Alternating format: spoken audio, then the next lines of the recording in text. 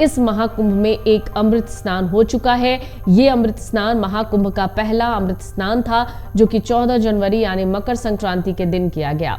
अब महाकुंभ में दूसरा अमृत स्नान होने वाला है। ये अमृत स्नान मौनी अमावस्या के दिन होगा। हिंदू धर्म शास्त्रों में मौनी अमावस्या का विशेष महत्व है।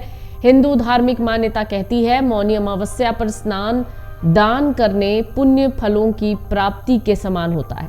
इस दिन पितरों का तर्पण और पिंड दान होता है। माना जाता है इस दिन पितर धरती लोक पर आते हैं। अगर इस दिन पितरों का तर्पण और पिंड दान किया जाता है तो वो प्रसन्न होकर आशीर्वाद देते हैं, क्योंकि इस दिन किए गए तर्पण और पिंड दान से पितर मोक्ष को प्राप्त करते हैं।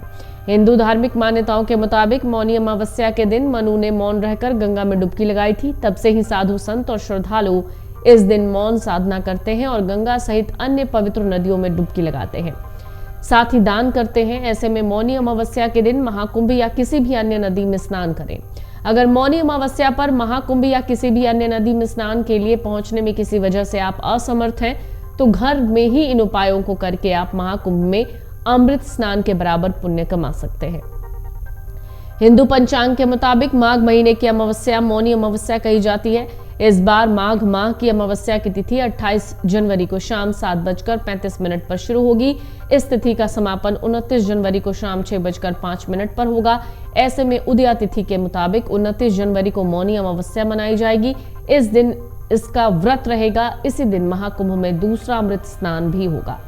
मौनी अमावस्या पर अगर आप किसी कारण से महाकुंभ में या किसी अन्य स्थान की जो पावन नदियां हैं वहां पर स्नान के लिए नहीं जा पाते हैं, तो घर में नहाते वक्त पानी में गंगा जल मिला लीजिए, फिर उस गंगा जल से स्नान कीजिए। स्नान के समय गंगे च यमुने चैव गोदावरी सरस्वती नर्मदे सिंधु कावेरी जले अस्मिन सन्निधिम कुरु, इस गंगा मंत्र का जाप करें। ऐसा करके आप महाकुंभ के अमृत स्नान के बराबर पुण्य कमा सकते हैं।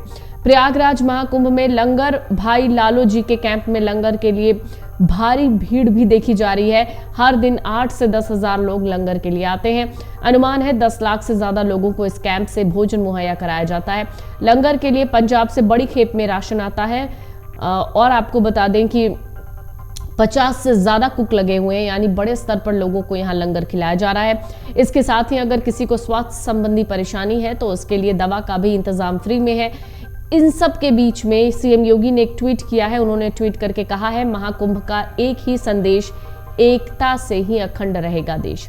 भारत की एकता, आस्था और संस्कृति के महासमागम महाकुंभ 2025 प्रयागराज में 1,18,00,000 से ज्यादा और अब तक 13,21,00,000 से ज्यादा श्रद्धालु त्रिवेणी संगम में आस्था की डुबकी लगा चुके हैं। पवित्र स्नान का पुण्य लाभ प्राप्त करने वाले सभी पूज्य साधु संतों, 10 लाख से ज्यादा कल्पवासियों और श्रद्धालुओं का अभिनंदन।